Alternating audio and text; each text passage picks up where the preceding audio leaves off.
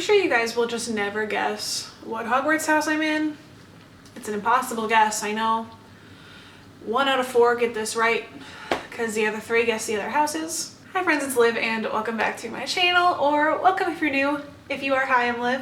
So nice to meet you. Welcome to our family. For today's video, I am going to be talking about the book series that I want to read in 2020. 2020 is like 3 weeks away. That's absolutely disgusting. But I have faith that I'm going to make 2020 a great reading year. And with what I have in here, I'm sure it's going to be fantastic. So I have 8 different book series here that I want to talk about today. So without further ado, let's get into the video. Okay, so the first series that I really want to read in 2020, I don't actually have a physical book with me, so I'm just going to put a picture right here, but it is the Lunar Chronicles by Marissa Meyer, starting with Cinder. I don't know too much about the Lunar Chronicles personally, but I know they're retellings, and I absolutely love retellings.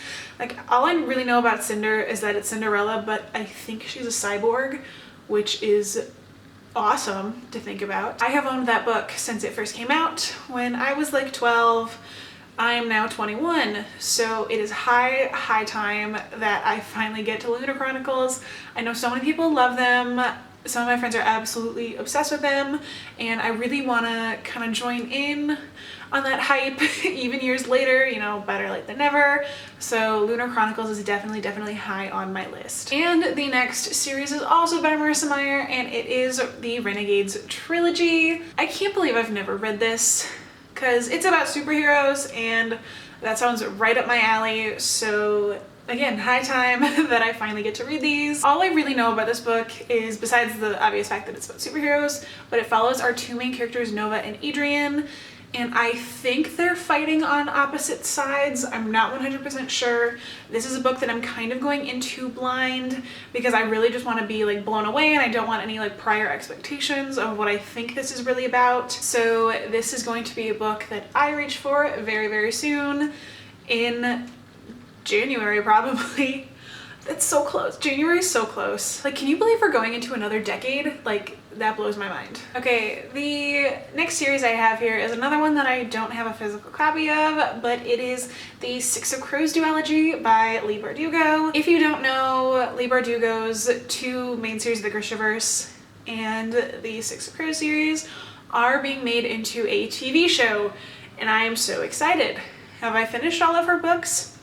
No, unfortunately I have not. But I'm so excited to finally watch the show when it comes out on Netflix, I believe sometime in 2020. And before it comes out, I really want to have all the books under my belt.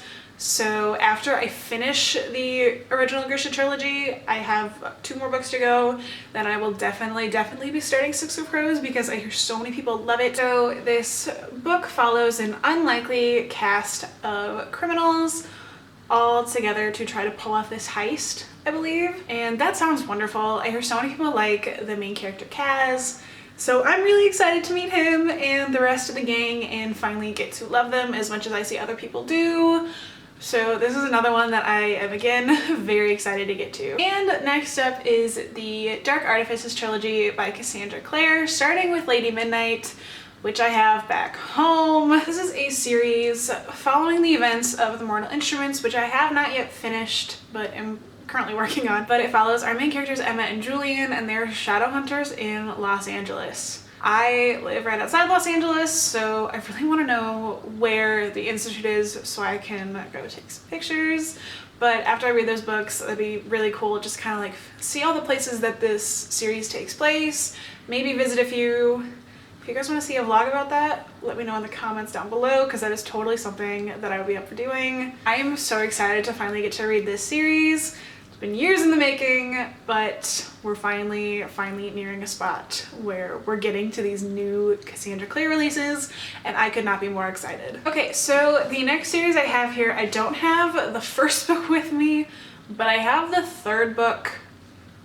I don't know why, but it is the A Court of Thorns and Roses series by Sarah J. Maas. This probably comes as a big surprise to a lot of you that I haven't read these yet, because as you know, Sarah J. Maas is one of my favorite authors. Throne of Glass is my favorite book of all time. And I've heard these books are even better, but I think I'm just scared that if I don't think they're better than Throne of Glass, then they won't live up to this like huge hype that I've heard surrounding it. I have such high expectations for these books, so I think I'm just scared that I'm going to be let down. This is essentially a retelling of Beauty and the Beast, which is also my favorite fairy tale of all time. This story follows our main character Feyre, and she is hunting one day and kills a wolf who turns out to be a member of the Fae.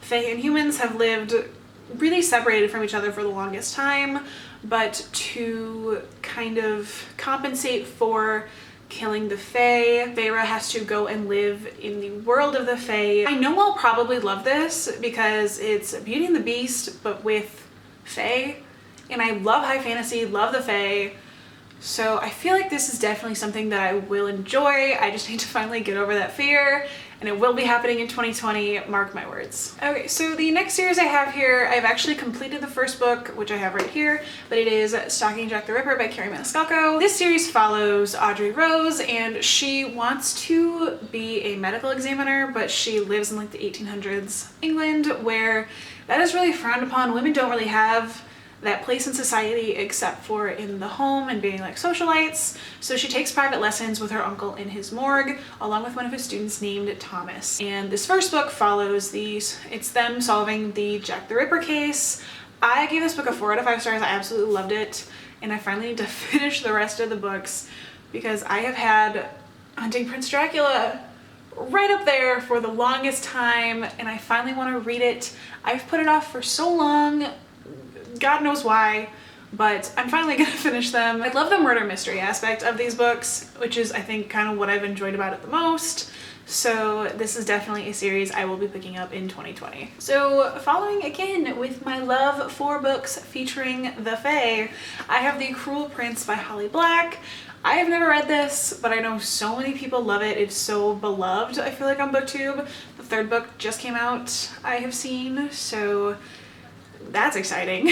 This book essentially follows Jude and her sister, who have grown up in the high fae world, but they are humans, and because of that they've been ridiculed and do not have the best place in society, I believe. And so that's pretty much all I really know about this. This is another book I'm really going into kind of blind, but I'm really excited because again, I love high fantasy and I love fae, and again, this is one that it's so hyped up that I've been scared to kind of read it because I don't want to be let down. I've seen a lot of good reviews from some booktubers that I really trust with like my entire heart and soul, so I know I'll probably be in good hands with this one. And the last series here is another one that I'm going into completely blind because the back cover confuses me and I don't really know what it's about, but it is another, I feel like it's like a classic fantasy book that's talked about here, and it is Mistborn by Brandon Sanderson. I have never read a Brandon Sanderson book. I know it's shocking. I can feel everyone's jaws